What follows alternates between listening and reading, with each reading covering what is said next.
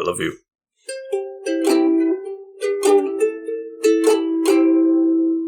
Hello, couch potatoes, and welcome back to a special episode here on the couch. I remember a long time ago, myself, the Green Traveler, and my friend over here, we went to see a film. And when we left the film, after the credits rolled, we're not monsters. We stayed till the end, and we left. Yeah. Only once have I asked you to leave the film with me, or leave the theater early, and we'll talk that film someday, I'm sure. But it wasn't this one. I stayed till the end for this film. This one we probably could have left. This one we probably could have left. But I remember we got outside of the theater. We were with your wife, and we got outside of the theater. We all walked very quietly to the car. And before we got in there, you looked at me and you said, "So, what'd you think?" and you were not able to not laugh at it. You started laughing immediately. And I was like, dude, I think I might have just seen the worst film ever in theaters that I've ever seen in theaters. Pretty bad. I might have been a little over harsh, but it's just like where I was coming from at the time was I had paid $20 to see this film, 10 for the ticket, 10 for the fucking drink. And it was just so disappointing. That's what it was. Yeah. Because they put forth a trailer, and we're talking Suicide Squad, David Ayer's Suicide Squad. They put forth the trailer, and I'm sure a lot of people have seen it. It's a really good trailer. Yeah. They synced up the soundtrack with the action bits. It was really good, and I was pumped for this film, and it failed so fucking hard on every level. And that's what we're going to be talking about today. We're having another sequel smash. Or I say another sequel smash. We're recording this after we recorded another sequel smash, but that sequel smash is coming after this one. So it's confusing for my brain, not for yours. But not for yours. And until I said all of this. We're coming at you with the sequel smash. It's been a while since we've actually had one, I think. And that sequel smash is Suicide Squad. I didn't want to have a sequel smash. I was just going to review the Suicide Squad, call it a day. Beautiful. Love it. That's what I was going to do. But you were like, no, this is perfect material for a Suicide Squad sequel smash. And I'm like, you're not wrong. It's the reason we have this segment. It's the reason we're doing this kind of a thing. But God damn, did I not want to see or talk about Suicide Squad ever in my life. And I am the Green Traveler from Gorsh. And I'm the Faceless Leone. I don't got a face, so, you can't see the shame. This is a podcast about movies and TV called Green Faces on the Couch. Welcome to the couch. Welcome to the couch. It's more embarrassing, I would say, to have your mother walk in on you watching Suicide Squad than like have her walk in on you while you're masturbating. Like, I feel like.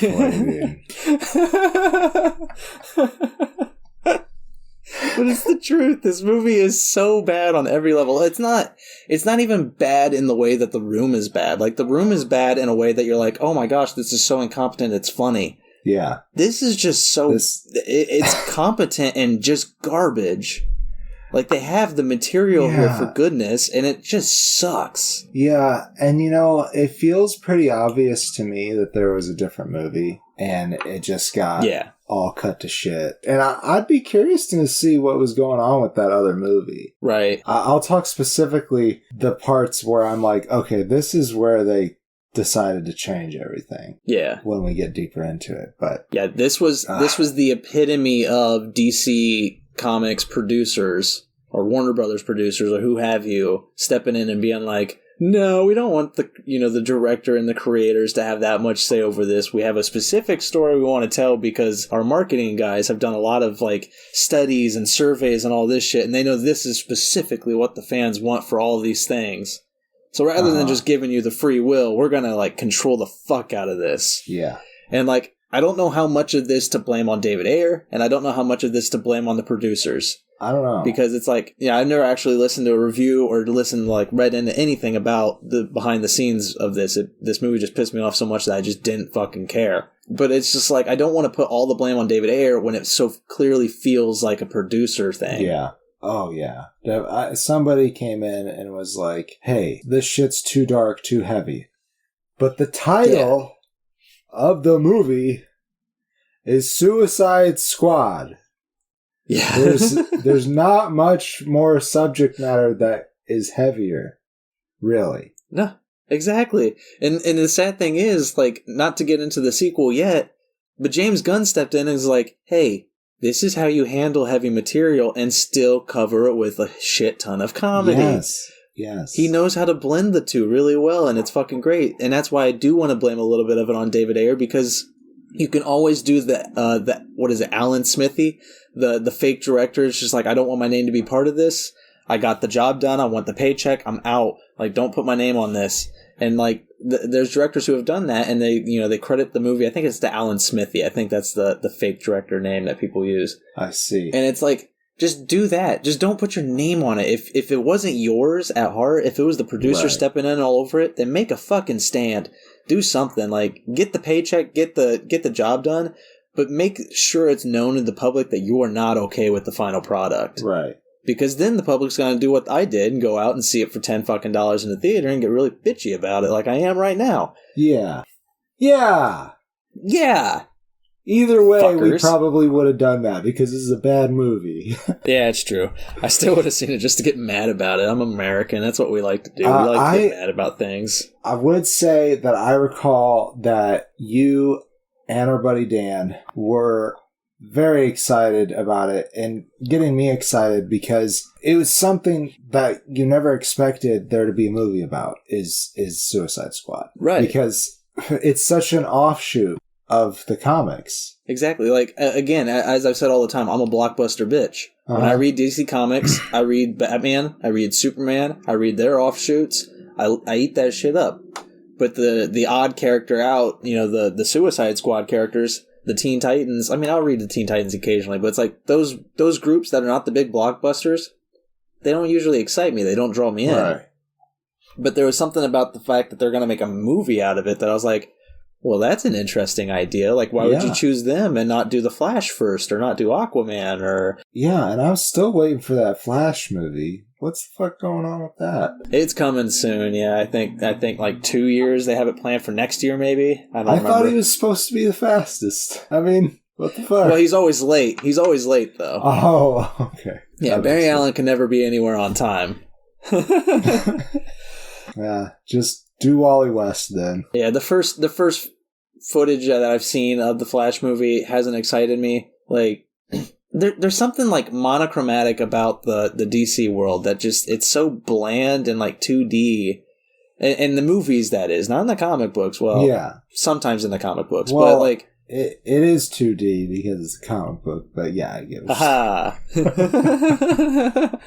But like the movies though, there's just, it's not a good universe right now. I feel like the whole part is they don't have somebody like, they don't have their own Kevin Feige.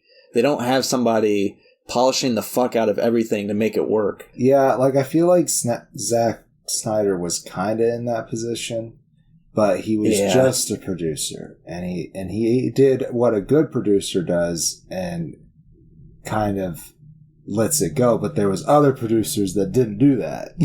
Yeah. and fucked up the movie. But I also feel like Zack Snyder also doesn't have a good vision to be the overarching. Like, I agree with you. I think he was the head of this thing. It was his universe. Right. But he just, I don't know, he doesn't have that Kevin Feige vision.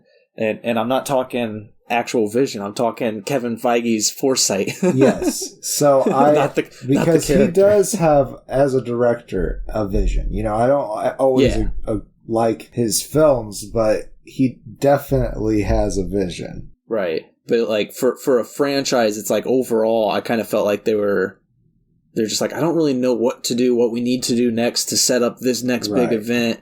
And it's like, we're going to build up to the Justice League and we're going to have this great villain. And it's like, oh, who are you going to do? Darkseid? No, we're going to do Steppenwolf. Steppenwolf was a weird move, but I think it made much more sense in the Snyder Cut. It still seemed like a very weird step to take. I feel like if you're going to do your first Justice League film, it should be somebody huge. Well, in the Snyder Cut is very clearly setting up Doomsday. In the Darkseid. Darkseid. Yeah, I'm sorry. I do that all the time. Like Doomsday and Darkseid. Like, yeah, they are. It's very generic names. Yeah. Yeah, exactly. But we still love you, DC. Anyhow, in the Sweden verse or whatever, the Sweden cut. What were we calling it? The Justice League? The Justice League. Yeah, that was it. Justice League. That's Justice League. It's so hard to say. It just was not clear what they were trying to do with it. Like, no. Obviously, people who know the comic books know that they're trying to set up Darkseid. But it just didn't work at all. Yeah, it didn't really make sense. And it's to get back to the Suicide Squad, it's the same thing here where it's just like, we're going to do the Suicide Squad. People love them. Their comic books are selling crazily. You know, it's right. Harley Quinn. It's Deadshot. Like, it's going to be so much fun. We're going to do this. And then they start it, and you're just like, what's the fucking point of this? Mm-hmm. Like, what message were you trying to make? Like, I mean, it doesn't have to be about a message, but it's just like, what are these guys doing to set up your universe? Right. Like, absolutely shit. I mean, they got Jared Leto's Joker in it, and he fucking sucks in this film, but like, he's there. They were definitely trying to set him up. Yeah. And Ben Affleck's flying around as Batman, and it's just like, oh, okay. And then there's like a moment where he's kissing Harley, but it's like, are you trying to give her mouth to mouth? Because it doesn't look like you're trying to give her mouth to mouth. It looks like you're trying to kiss an unconscious woman right here, Ben Affleck. And then there's so many stupid things in this movie that it's like, it's BCPR. Batman CPR. It's a special form of Batman CPR that allows him to revive villainesses. Exactly. He's like he stores enough like air in his lungs and mouth that like if he just kisses you, it'll like make it all the way down to your lungs and like revitalize you. I get right. it.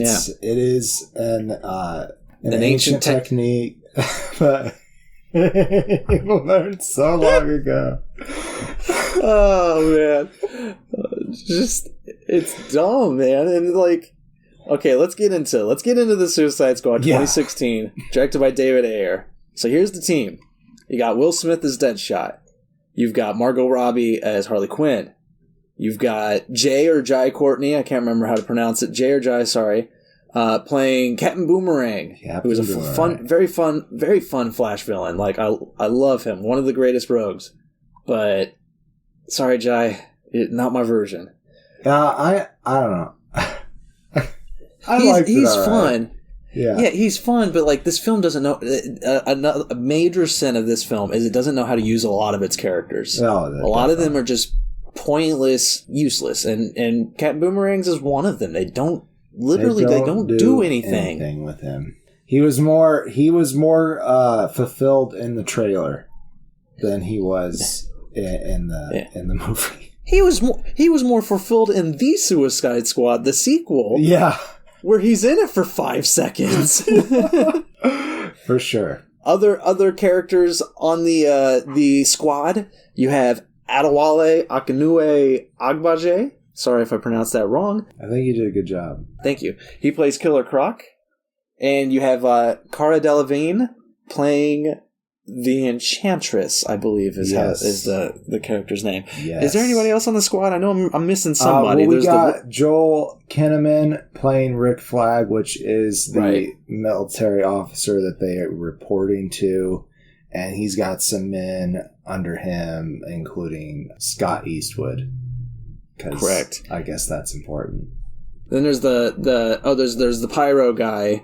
Jay Hernandez plays Diablo. Yes. Plays who? Diablo, that's right. Yeah. And there's the guy who jumps on walls that gets killed instantaneously. He's the character who represents the, and now if you guys don't do what we say, we'll blow your heads off. You know, they have to have one character who gets his head blown off just to show you how. And that is like how it's always been interpreted in the comics and in animated versions of it. Exactly. So they had to have that bit, and he was some kind of climber. Like he was the best climber in the world. I want to call him Whiplash, but I don't think that was his name. I don't think that was it either. I'm scrolling through the cast list. Slipknot. Played by Adam Beach. Slipknot. Yeah. I was thinking that because it's a 2-syllable, 4-word each. Whiplash, Slipknot. Yeah. But that kind of makes sense. No, not really, but but he's just there to show you, and it's needed. I get it. It just shows you how crazy badass of a bitch that Amanda Waller is. Oh, yeah. Yeah, she's played by Viola Davis. Amazingly played by Viola Davis. Yeah, best role in this. I don't know. Maybe apart from Margot Robbie, because Margot Robbie just kills it. Margot Robbie kills it, but here, like, the problem is I don't like Harley Quinn in this film. She's just a sex symbol for most of it, and it's really annoying. She also delivers, there's so many lines that she delivers that it felt like there was no heart in it for either her, the director, or anybody involved. Like, there's one scene in particular near the end, or near the beginning of the third act, where the remaining squad members are in a bar, and, you know, Rick Flag pours his heart out to him. He explains why he's on this mission, and they're all just like, oh, this is why we're all doing this, you know, and as they're all talking their backstories, you know, Diablo tells his, but he doesn't tell them, you know, he just explains that he's seen a lot of hard shit, and that, you know, he was mean to his wife and his kids and all that kind of stuff. And then somebody's like, well, what happened to your wife and kids? And Harley's like, oh, you killed them, right? And it's just like, how she delivers it is just so blunt and boring and stupid. Like, the whole scene, like, all of them are just like, it's supposed to be this very heartfelt moment, but nobody's given more than 50% in there. And it's so weird and off-putting, and just, I cannot stand that scene. I have to fast forward through the scene just because of how bad it all is. Yeah, and that's one of the parts that they might have changed, because, like, they want to, like, I could imagine them thinking that his story was too dark, and so they wanted to lighten up that scene somehow, and so this was part of the reshoots, and that's why everybody's acting feels totally different than from other scenes. And that makes total sense. Like, I can 100% understand that. Like, that thinking in mind makes it make more sense, but it's like, it still shouldn't have just happened. Like, this shouldn't have been a final product. No, none of this. Definitely not. And, like, to go with the Diablo story, like, what is the fucking message in his story? Like, he goes crazy in his backstory. He goes crazy. He burns down his house, kills his wife and his kids. Sorry, that's a spoiler. I really don't care. I'm not putting a spoiler wall up for this film. Like, I 100% do not recommend anybody go see Suicide Squad. It's not worth it. It's not. And you don't even need to see it to watch the Suicide Squad. Like, there are some characters, sure, that cross over, and maybe you want that backstory. You don't need it. Just read the Wikipedia of something and, like, figure it out yourself. Like, it's not worth the 2 hours and 2.5 hours or whatever the Suicide Squad is. But, like, he goes crazy. Diablo does. He kills his wife and his kids. And at the end, he, you know, throughout the whole movie, he doesn't use his flames. He's very against that now. He is trying to not be that guy anymore. Yeah. And they're about to face the big bad. And Deadshot's like, we need you on this, or you're going to help us out. And he's just like, what if I go crazy again? And Deadshot says, well, we might have a chance to win this thing. No. Him going crazy killed his wife and his kids. Him going crazy again does not make him, as, you know, the savior of this battle. You should use that moment there. What happens if I go crazy again? You won't. You have a family again. We're better. You're better now. We've got your back no matter what. You turn that into a positive moment. I think they tried to push that was another part of this edit that I think happened, is them pushing this family thing, because that it just seemed so cheesy. And but that's what I'm saying, is they didn't push the family thing at the end there. They could have used it there. They could have used it there, but for like that bar scene was where it started, where they're like, yeah, we're a pack now. And it's like, what kind of bullshit is that? Like, you led up that they're all kind of these not so great people, and they have not been enjoying working with each other at all. No. So, like, it was just kind of a total flip. Like, I feel like I said, somebody was like, all right, you got to make him feel more buddy-buddy or something, otherwise the ending doesn't mean anything or something like that. And, like, why even is, like, Deadshot part of this? Like, I mean, he's an assassin, yes, but, like, he's just an assassin for hire, you know? Like, when you put him on the Suicide Squad, like, everybody else, they're a little crazy. Right. You know, and it's just like, okay, so you kind of just want these people and you're going to put a bomb in their head because, you know, oh, well, if they died, they die. Deadshot, though, why are you forcing him into this, like, suicide area? He's just another prisoner. Like, you should just put him in a regular prison. He's not like a superhero. But if he gets a gun, man, if he gets a gun, he can shoot anything. That's true.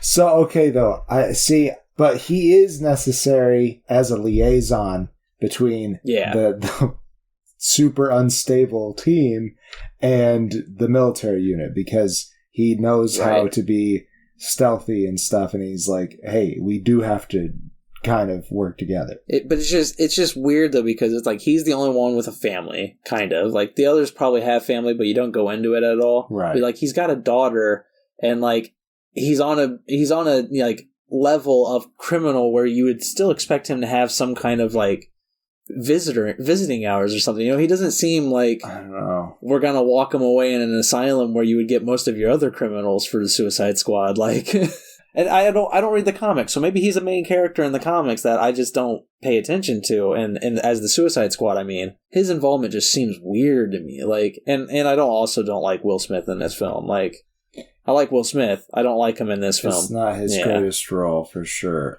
They keep on going on about how his character is a sociopath, too. And it is really funny because they kind of make fun of that in the sequel.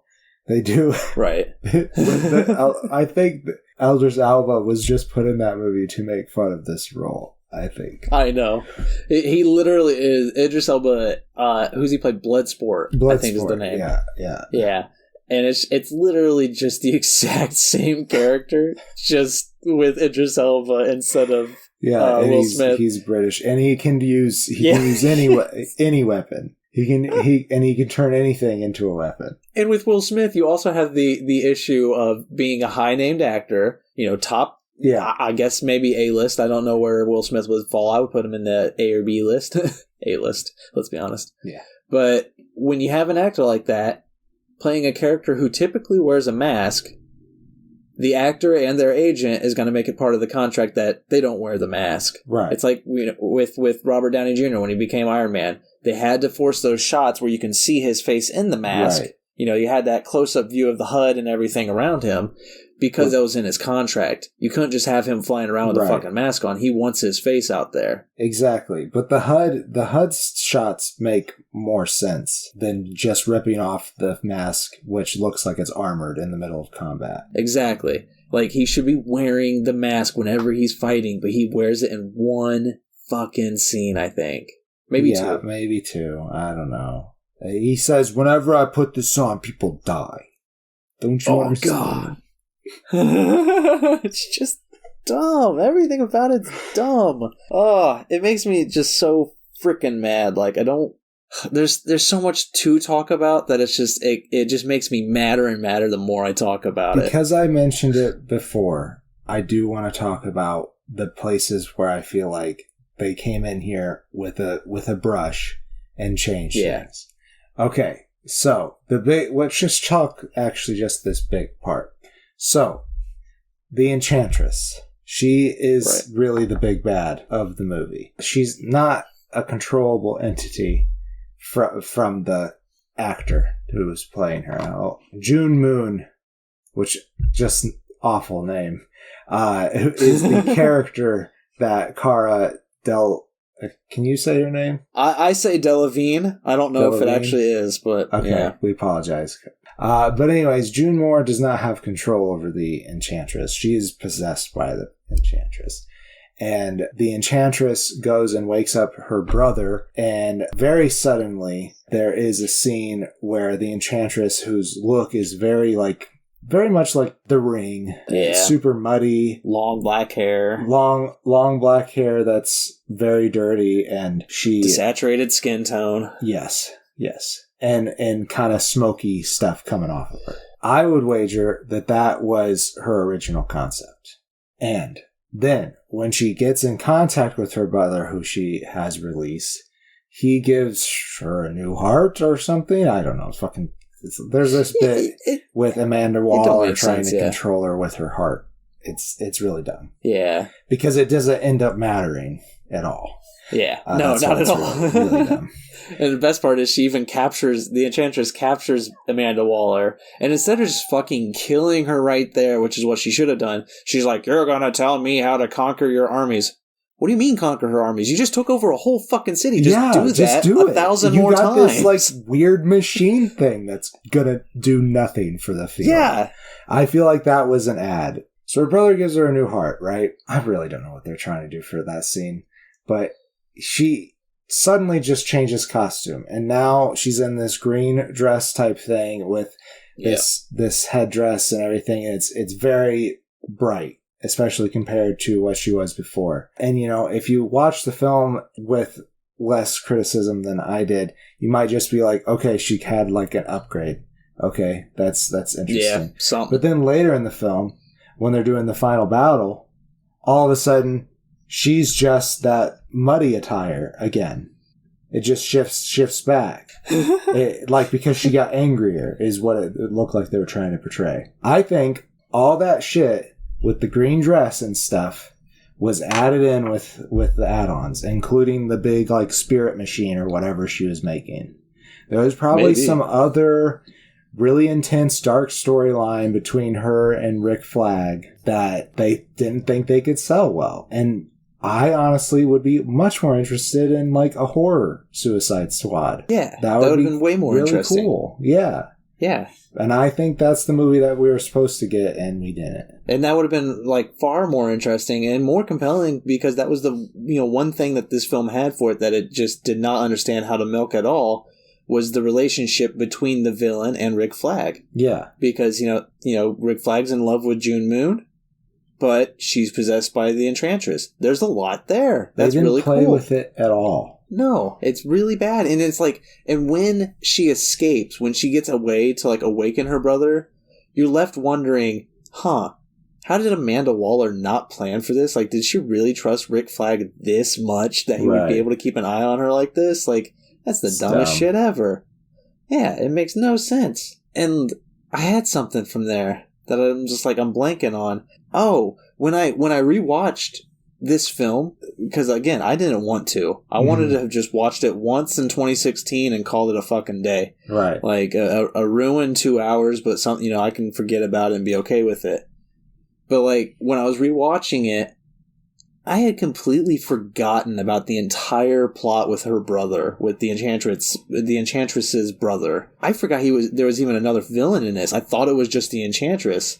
And so when she escapes to where I'm like, what's going on here? I forgot about this. And then like this giant CGI, like almost Egyptian looking kind of character. I mean, I'm sure that's probably racist. I don't know where his character's inspired from. It feels like that area though. I think it's supposed to. I think they might have mentioned the mythical place that Shazam's magical powers originate from. But I don't remember. Yeah, it felt like Egyptian inspired, or like what Hollywood has made Egyptian to be, or to represent, that is. Like, I don't know I don't know how offensive I'm being, but it's I don't know. It's just it's that character that when that happened, when I saw that giant CGI monstrosity there, I was like, I don't remember this. And then it kind of continued on, and I remembered things that his character did, and I'm like, oh, right, okay, yeah, you did that, and there's this battle at the end. Like, I kind of remember now.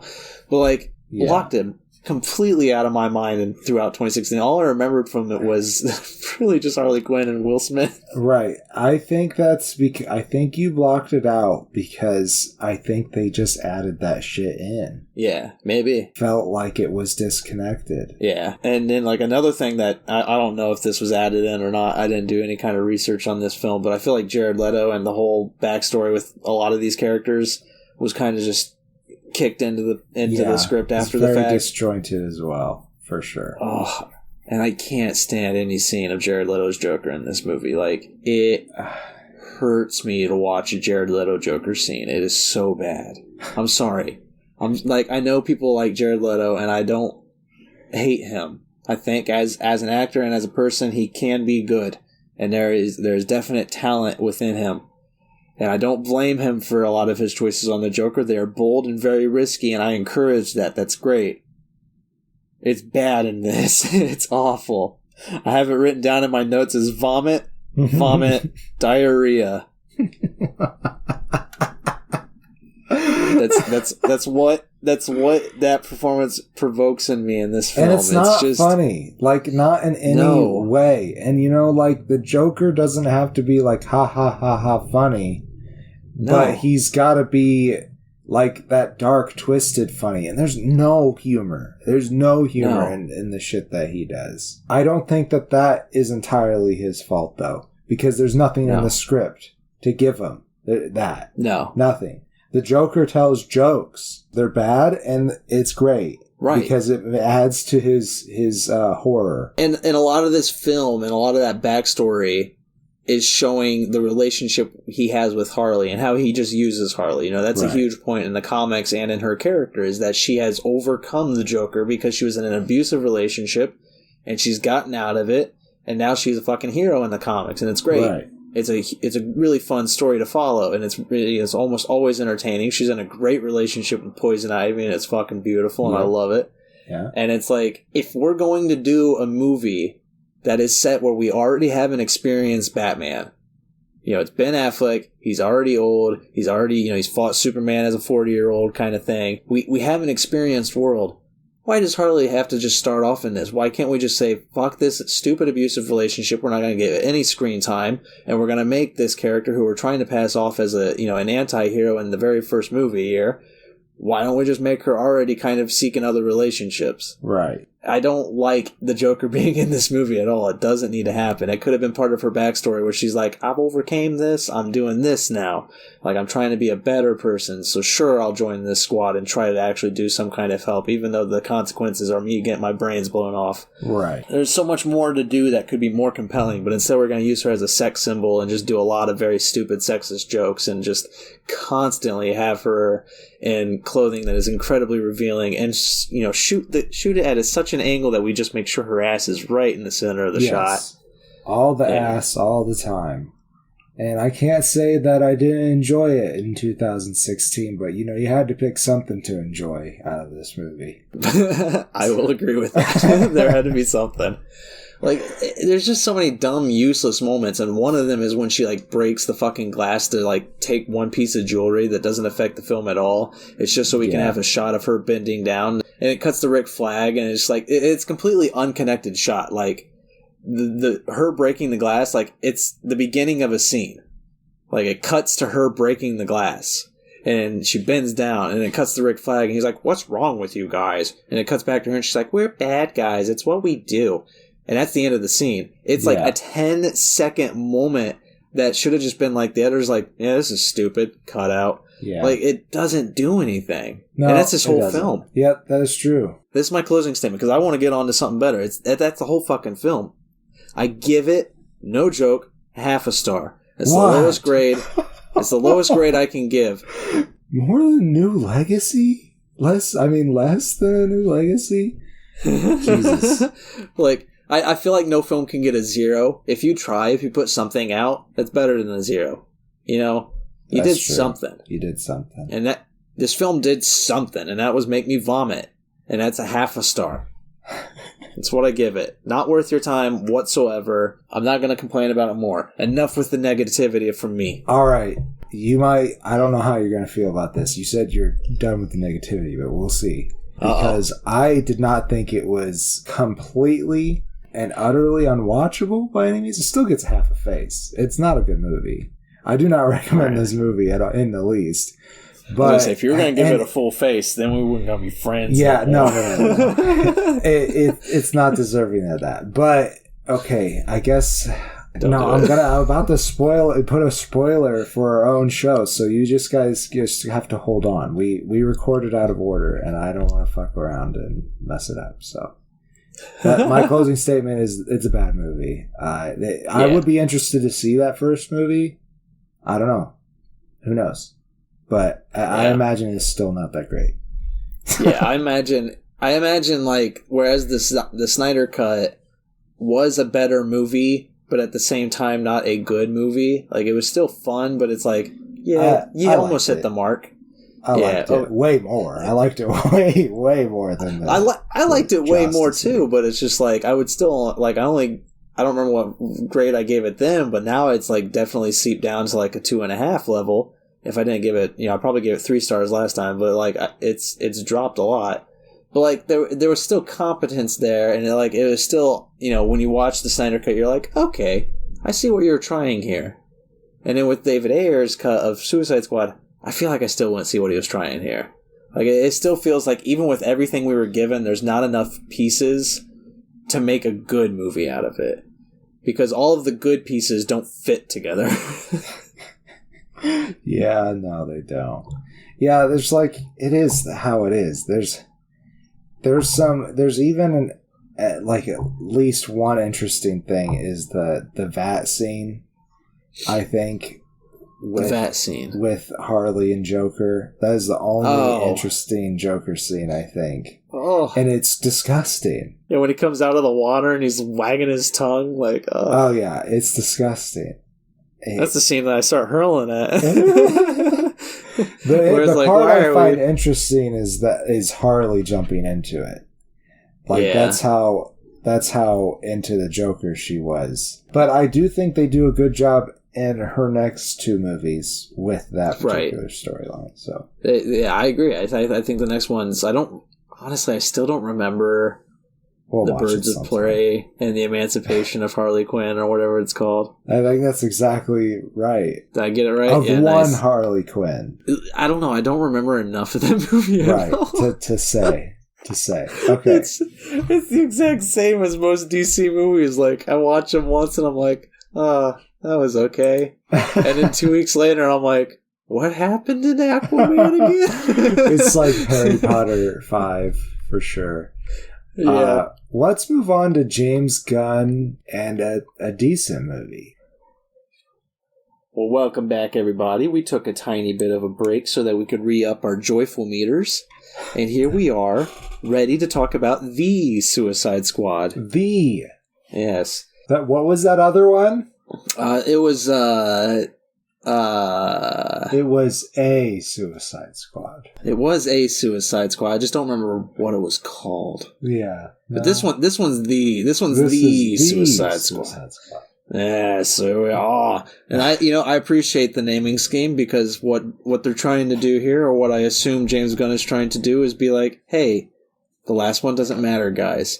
We can scratch it from the entire universe, forget it ever happened, and just hop right aboard to The Suicide Squad. And he does it so beautifully. So here, James Gunn, killed it with Guardians of the Galaxy. He proved that you can take characters that people aren't too familiar with and make them staples in a frickin' universe the size of the MCU. It was great. He did a great job. Yeah. He made it very funny. He brought all these unique characters together, made it a unique team that was really good. And then we start off with The Suicide Squad. So there's drama behind it to begin with. I guess I should get into that.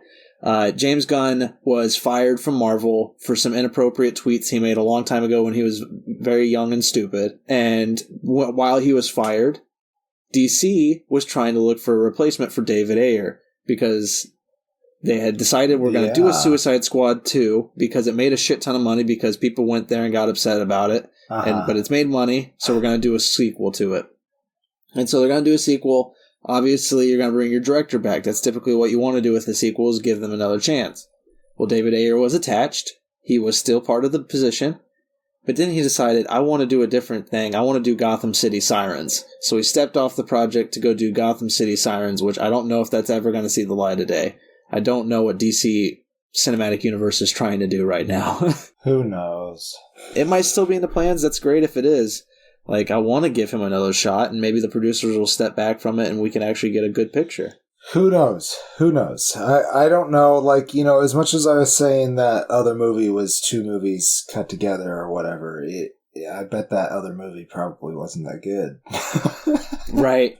But I'll give him another shot if the Gotham City Sirens happens. Sounds like a very interesting idea. I love that shit. But here they're trying to figure out who to replace him with. And guess what? James Gunn became available because Marvel got rid of him for a little bit. So DC ate him up real quick because he's just proven that he can take nobodies or the odd men out and the odd women out and make something unique and beautiful out of it. So why don't we give him a shot at the Suicide Squad? What a good choice. what a good choice. Immediately better. Within the first minute, you already feel like, okay, this is a much more interesting film.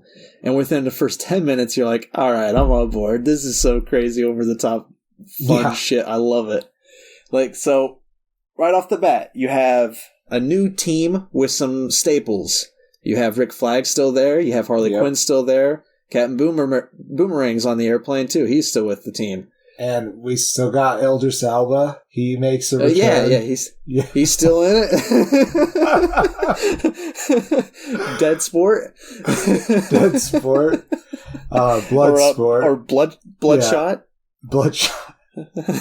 Bloodshot Eyes. Idris Elba, his character, he is doing this for his daughter. Mm-hmm. And just a reminder, Will Smith was doing that for his daughter back in the first episode. You really mentioned it. The only difference between Deadshot and Bloodsport is that Bloodsport's British. Mm-hmm. It's the only difference. They're the exact same character. It is definitely very referential, and probably the most referential thing I've seen Idris Elba do. I just feel like I take him so seriously because he just is so good in that kind of a role. And then this one is very comical. The humor is right in this movie. It is funny. Yeah. This is a funny movie. And if you're gonna do something titled The Suicide Squad, it's either gotta be the super dark shit or a dark humor. That's what it has to be. Yeah, and they definitely nail the dark humor so well in this. But technically, I'm remembering that Bloodsport's not actually on the team at the very beginning, because on the airplane, he's not on that team. Because that team has people like Weasel, who is played by James Gunn's brother, Sean Gunn, who is literally just a human-sized weasel and is just they utilize everything about that kind of comedy you could squeeze out of a weird character like that. It's so funny. And nobody determined if Weasel could swim. We never asked him. Sean Gunn also plays Calendar Man, who was just cameoed in this. I didn't even know he was in this. Yeah, he has one line that he says. It was either to Harley or to. It was somebody in Arkham, but I couldn't remember what time it was in the movie. But I was like, "Hey, there's Calendar Man." It was very much something in the background. I mean, a lot of the team on that first plane that you see, and I will.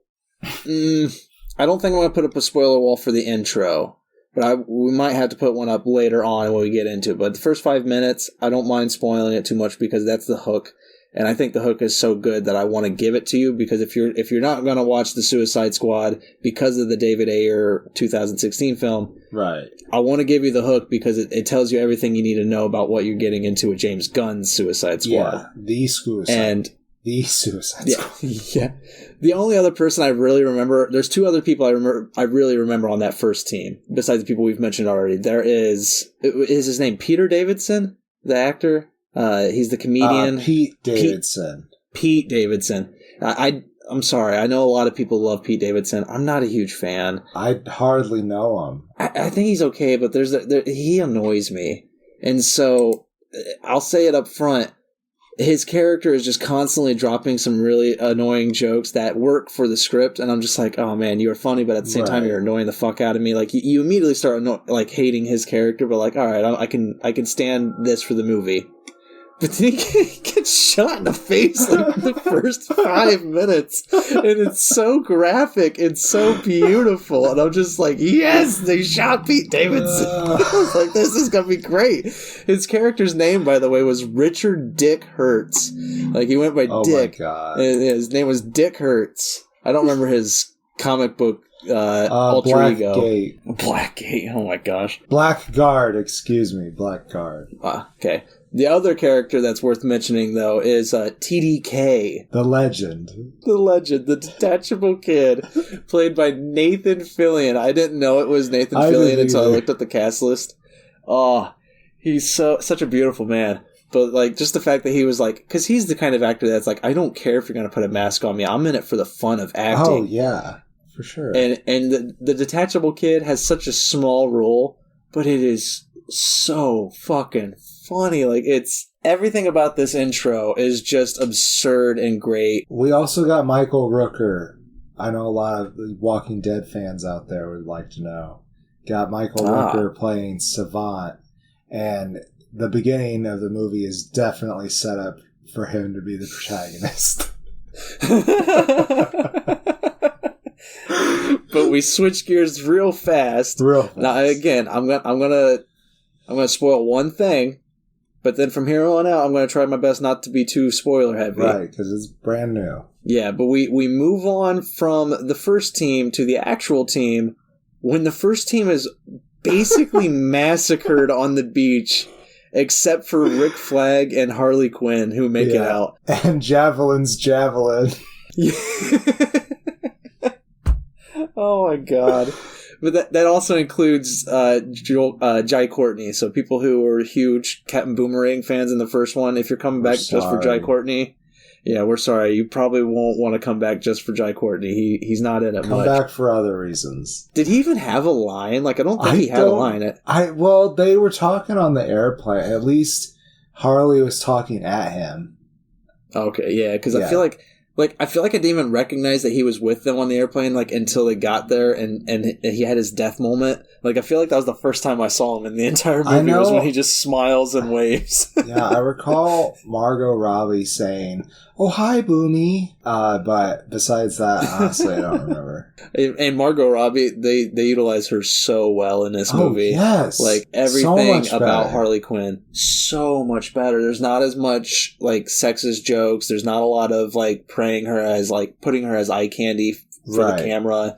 Like, she is just more of a badass Harley Quinn. Like, in this whole movie. Like, she does so much more. That's a lot of fun. I did love her in that dress, though. That was great. Oh, and that one scene with all the roses and everything? Yes. Oh, beautiful. That was good. Yeah. But, I mean, they're not... They accomplished that in the Birds of Prey movie, I feel like. Right. Making, when it's focusing on her, there's things that pop up out of nowhere because she's a bit Looney Tunes. And, you know, and that's a very charming part of her character. In the comics today, anyways. So, and that's just such a good scene too. That's another scene where it's like her performing all of those stunts and beating the shit out of all those things. That I think was that because I mean I know what's happening around her was CGI, but were the things she was beating up also CGI or were they actual people? I can't remember. I think there were people in that scene. Like I think she was beating up. Yeah, there was actual people in that. I think you're thinking of in a Suicide Squad with the elevator scene. Yeah, they had real people were being possessed by whatever power the Enchantress had. Yeah, and they were turning into like CGI blobs. Yeah, it was gross. Dumb. It was so dumb. But we move on to the second team, which I don't have the full roster ahead of me, so I'm going to forget a lot of people here. But I know you have. Eventually, you get Margot Robbie. She gets kidnapped and has that awesome... Well, captured, kind of. Right. But she has that awesome Rose scene. She's kind of by herself for the first half of this film. The other team has Bloodsport, like who we've already mentioned. John Cena playing... what's his name? The Protector? No, it's not the Protector. Peacemaker, that's right. Oh, I knew it was a P. You have Sylvester Stallone as King Shark. Oh my god, like, I'm not a huge Sylvester Stallone fan, but hearing his voice come out of a giant CGI shark was phenomenal.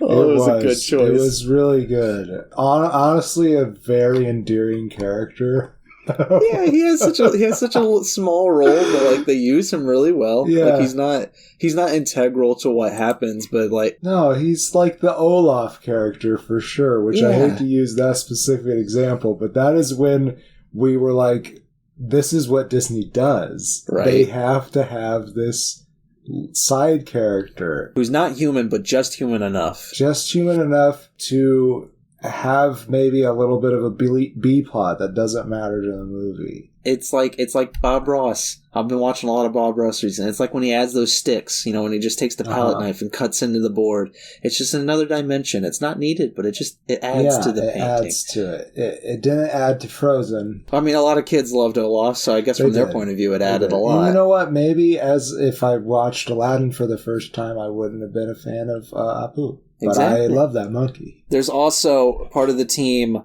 I believe David Dastmalchian plays Polka Dot Man.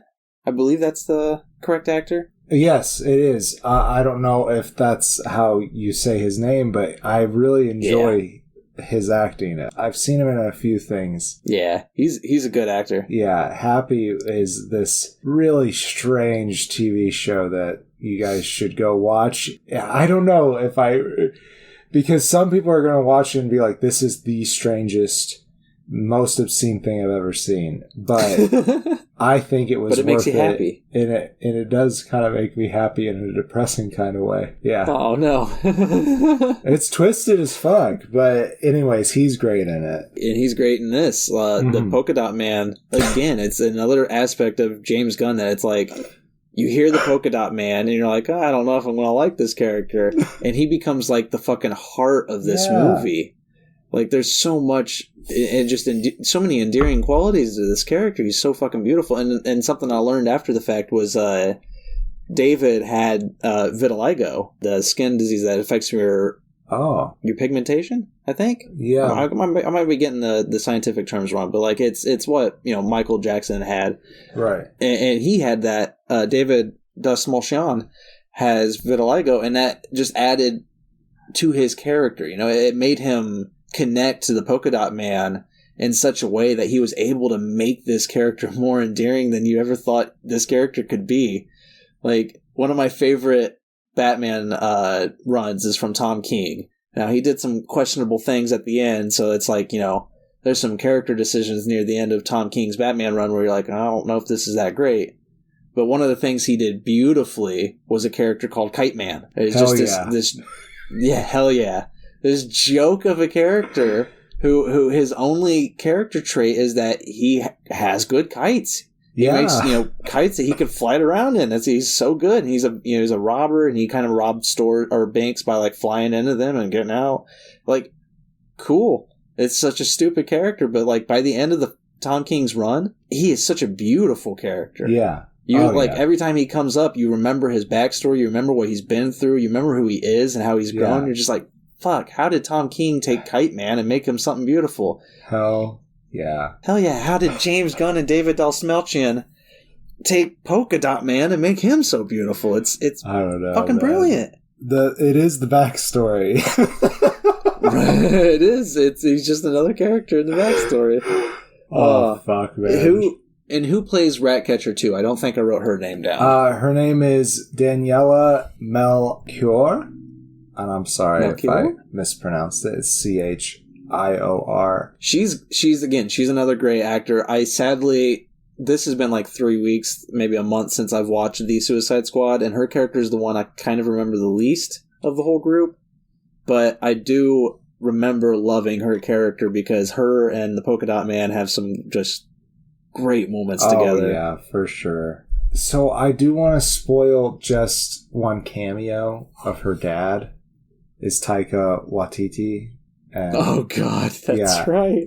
And I loved that. Her backstory was also endearing. And she was honestly more of a hero thief and ended up getting captured.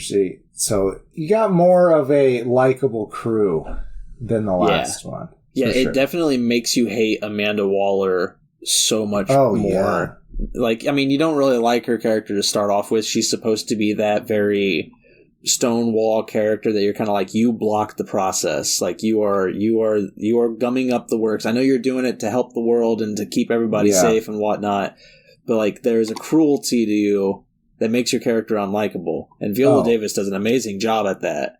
Definitely. But here, In this movie, she is so much more hateable. Like, oh my god. Oh, like, yeah. I mean, really, she's hateable in both movies. And that's exactly every time Amanda Waller's brought into the comics, at least that I've read, that is the exact impression you get. It's like, why, Amanda? It's like, we know that you do some of this stuff to protect the country.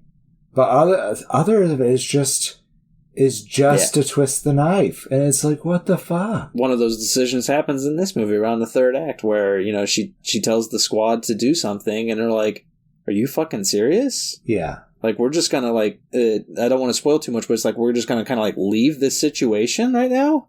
Yeah. Like, I feel like we should not leave this situation. You're supposed to be using us for heroes. Like, right. Yeah, it's a great moment. It sure is. There's a lot of that in this whole film. There's a lot of great moments. It's so funny, so well acted, and again, John Cena even, like, oh my god, that is the perfect character for him, for sure. Yeah, he's just breaking into the acting world, and this is the first performance of his that I've been like, oh, I like it. I love John Cena. Like, I'm going to be honest. He's one of my favorite personalities out there. He seems like a fun guy. Yeah. Yeah, he just seems like such a good person. Which is like, that's what it seems like the wrestling world has been producing, is some people that seem like they'd be fun to meet. Like, both Batista and Johnson. Like, I would be cool. It seemed like I'd have a fun time hanging out with those guys. Maybe they're just nerdy bodybuilders.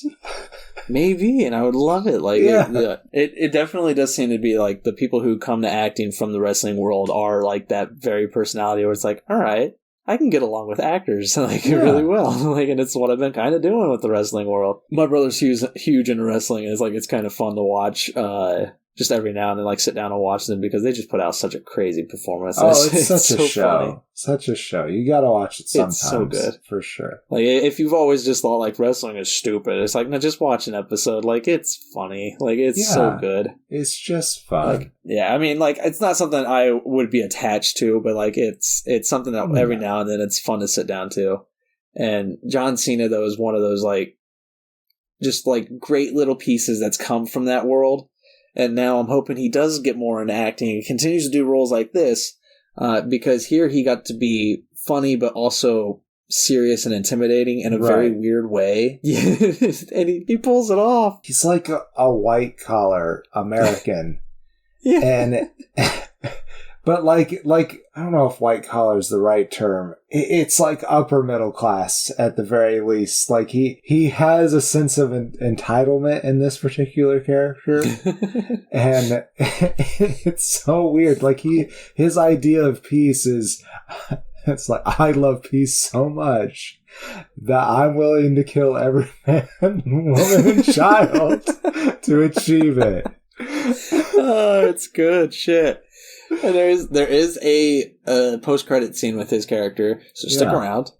So they're doing the Marvel thing where they have to have post-credit scenes and everything. And I get it. You know, you do, if you work on a film, you do want people to stick around and see your name at the end, but it's long, man. I don't want to sit through all the fucking credit scenes. It was really deep in there too. So, you know, if you're able to do it on the couch and fast forward, I recommend. Yeah, which thankfully you are able to do. I don't know how long or if it's going to be on there for a long time or if it's even still on there, but it was on HBO Max at one point. So maybe it's still there. But where to go from there? You know, I don't know. Okay, I'm not even sure if we talked about what they were up against. And now that I'm thinking of it, I honestly can't remember. Really? It's time for you to do the TARDIS sound. Oh, yes! Yes, okay, I remember. Yeah, because the villain, or one of the villains, the lead scientist on a project in Corto Maltese, where this movie takes place, he is a lead scientist working on a secret project called Project Starfish, and it is the Thinker. The CW recently did the Thinker on The Flash, and I said recently, it was like 5 years ago maybe now. But their Thinker was very interesting. I liked it. It was good. Yes. The Suicide Squad's Thinker is Peter Capaldi, who was Doctor Who on for a couple of years, not too long ago. One of the greatest doctors, in my opinion. He's top 3 or top 4 at least. Oh, he's so good. But here as the Thinker, he's just right for this movie. He delivers the right amount of odd comedy, and at the same time, I'm supposed to be a bad guy. So it's like it's perfect. Like, it's fucking great. Like, there's a lot of roles where Peter Capaldi plays that character. Yeah. So like, he's done it before, so he's definitely the right choice. But the fucking costume, it's so good. He's got this terribly shaped, like, molded head with, like, electrodes poking out of it and everything. But they're sonic screwdrivers. Oh yeah, all of them. They're all sonic screwdrivers. I had to pause it. I was like, no, that legit, you could buy a fucking Hot Topic, man. Some of them they designed to kind of throw it a little bit, but they're sonic screwdrivers, dude. Oh, that's so fabulous. I didn't even notice that. That's so good. Oh. And we won't spoil the big bad. The big, the third act villain, but I did allude to it, and I will allude to it again by saying that the project was Project Starfish. And if you're a comic book nerd, you know what I'm talking about. But basically, that was Project Starfish was just this secret thing going on in Corto Maltese that the Suicide Squad is sent to basically end. I do want to point out that the Nazis started it. I wanted to get it out there. That's how bad it is. But America put money into it. Is this a spoiler? It's a bit of a spoiler, but I'm keeping it in. It's a bit of a spoiler. It's a tiny one. It's a little tiny one. It's a little nugget. There's shit going on in this movie, guys. Like, it's totally worth watching. There's so much to it. Yeah, I love it. I really am excited to watch it again sometime. Yeah.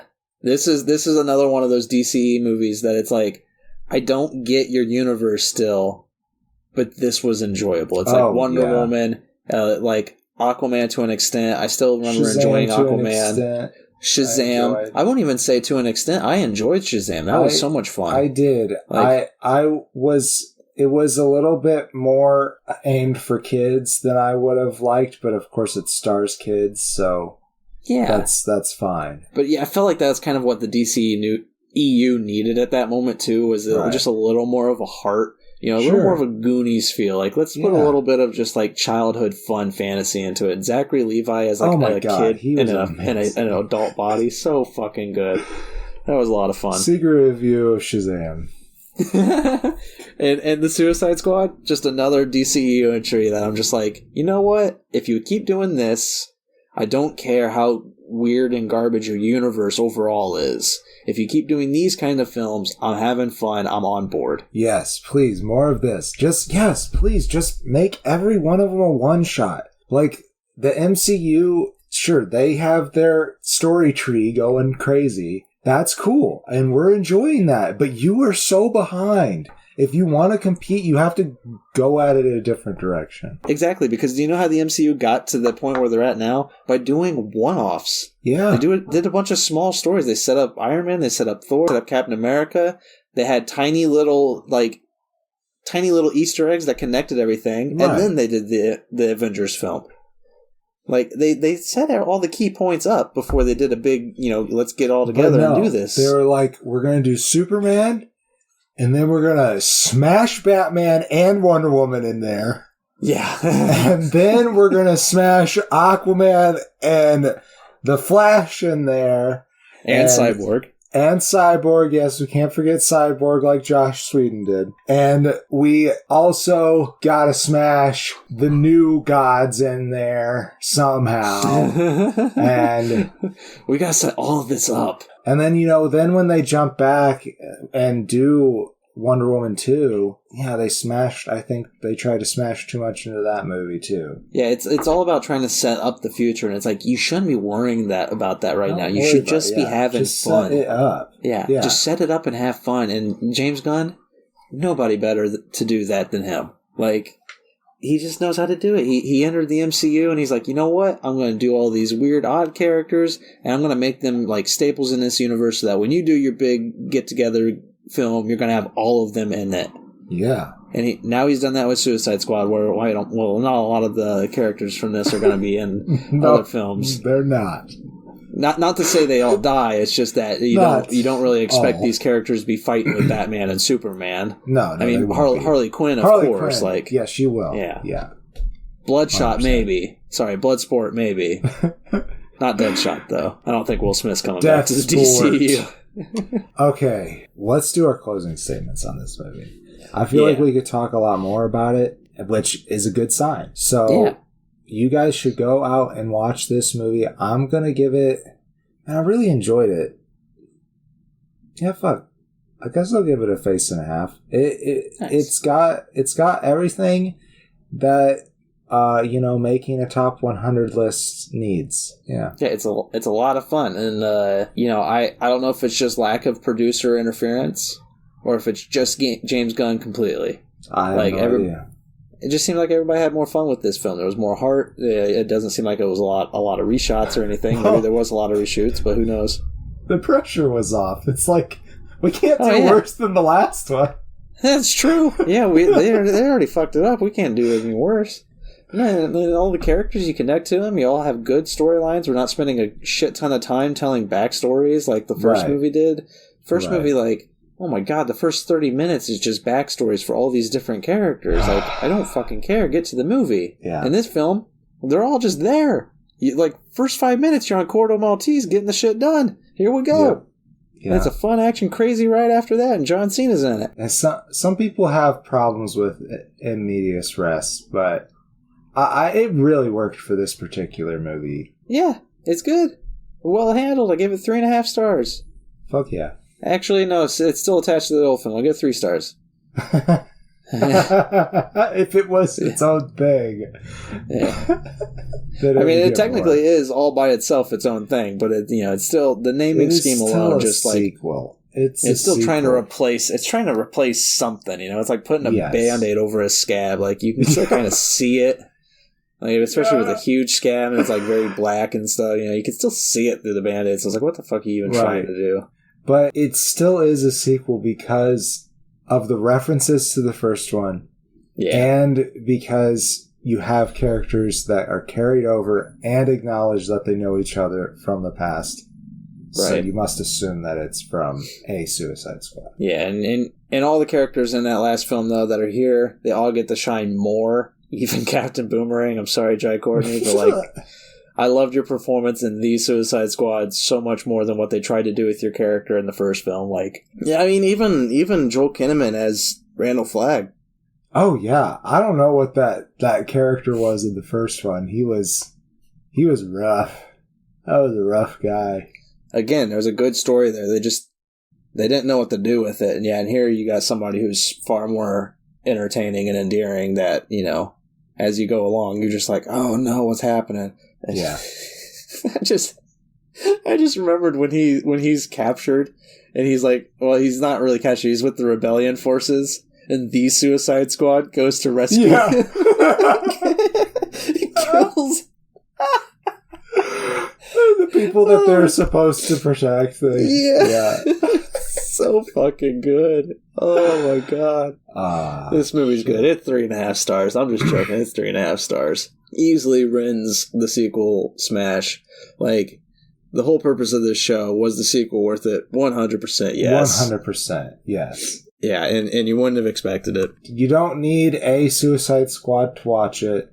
You can crumple that up and throw it away. Not to say that all Suicide Squads are bad. The animated movies, I recall being very good. Yeah. But this is the best of the Suicide Squad. Yeah. It is rightfully the Suicide Squad. It wins. Yes, sir, it does. So good. I'm happy we had it. Thank you, James Gunn. You can go back to Guardians of the Galaxy, and I'm happy Disney unfired you. They did? Because, yeah, he's back on Disney, Guardians of the Galaxy 3. Well, good, because I am more excited for that movie then. Yeah, exactly. And it was a dumb reason to fire him. He made a stupid comment a long time ago. It's and he even acknowledged that it was a dumb joke. Yeah. We make dumb jokes when we're younger. That's what we do. And then you get older and you realize, well, that was offensive, and I really wish I hadn't said that when I was young and stupid and just trying to get attention. Right. It's just what happens. We learn. We grow.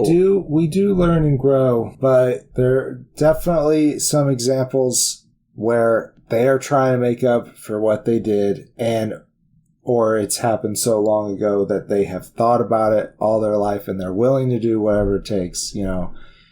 But that I still don't think that means that we are, as a culture, unvalid by saying, hey, you can't say that shit. We're not going to accept you saying that about people, but cancel culture just needs to go away. Like, it's the getting people too who are aggressive.